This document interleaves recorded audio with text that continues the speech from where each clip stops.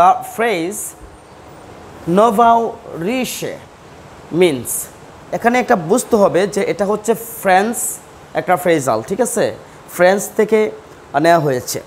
তো এই জন্য এটার উচ্চারণটা কিন্তু অনেকে রিচ পাবে, রিচ না, রিশ, রিশ আর নোভাউ রিশ, ঠিক আছে। তো এই জন্য আমাদের কিছু ল্যাটিন এবং ফ্রেঞ্চ এরকম কিছু ওয়ার্ড আছে এবং ফ্রেজাল আছে, এগুলো কিন্তু আমাদের জানতে হবে, ইডিয়ম আছে। ওকে, সো এটার অর্থটা কি আমরা যেটা জানি, এটার অর্থটা হচ্ছে নতুন ধ্বনি, ঠিক আছে, অর্থাৎ নতুন ধ্বনি হয়েছে এমন। তাহলে এখানে রিশে রিচ, এখন দুইটাই রিপিট হয়ে গেছে। রিশ, এই রিশটা হচ্ছে ফ্রেঞ্চ থেকে যেহেতু আসছে, এটাও ধ্বনি আবার এটাও ধ্বনি, তার মানে এটা হবে না। নেক্সট, নিউ হাই ক্লাস, নতুন উচ্চ শ্রেণী। আচ্ছা দেখি এটার যদি এটার চেয়ে আরও বেটার কিছু পাওয়া যায় তাহলে আমরা এটাকে বাদ দিব, দেখি পাওয়া যায় কিনা।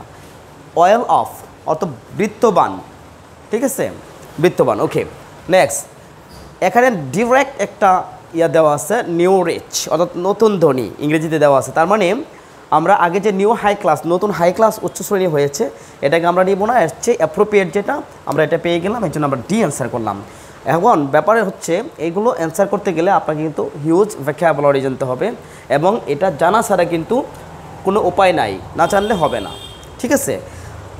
দ্বিতীয় আরেকটি কোশ্চেন লিখলাম, what would be the best antonym of hibernate?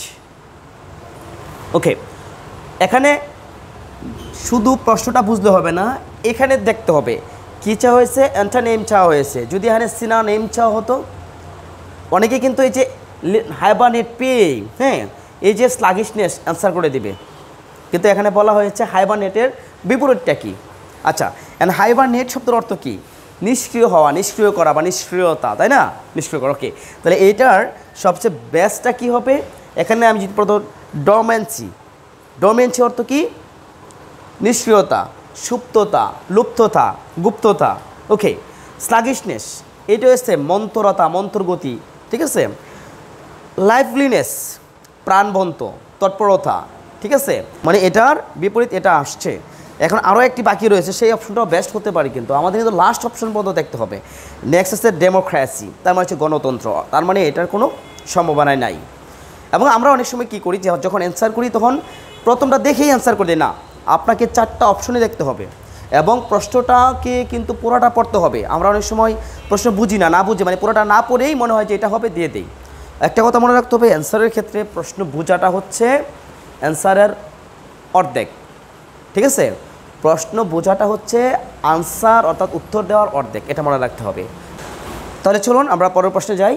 আচ্ছা, the idiom A stitch in time saves 9, এর অর্থ হলো হচ্ছে সময়ে 1 ফুট অসময়ে 10 ফুট, বলে দিয়েছে এটার ইডিয়ম।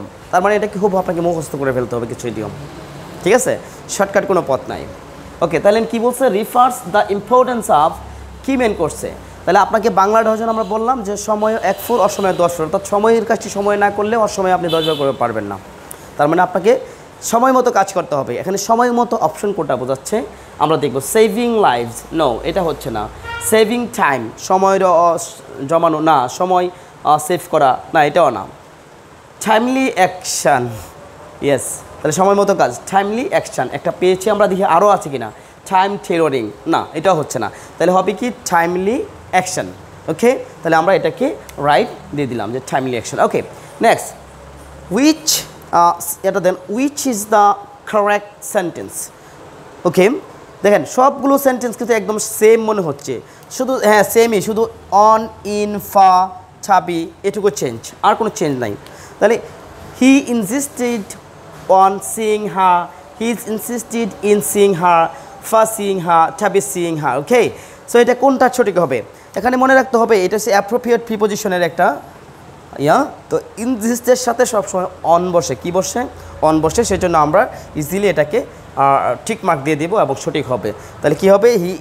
তাহলে কী হবে? He insisted on seeing her, he insisted on seeing her, yes.